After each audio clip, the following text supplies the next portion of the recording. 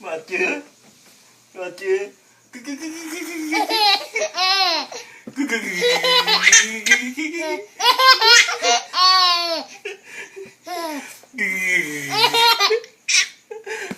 Thôi mệt quá.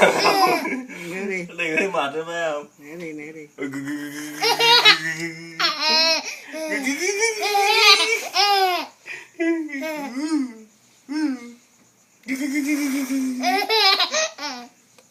Ừ. Ừ. Mệt chứ con.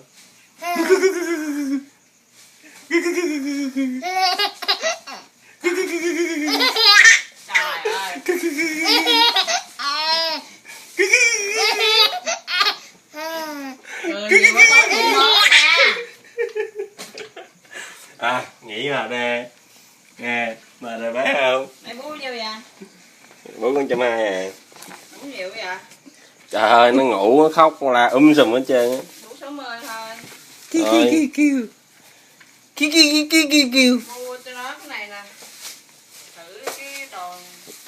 Bộ mặt không? Cái này cái đồ tắm.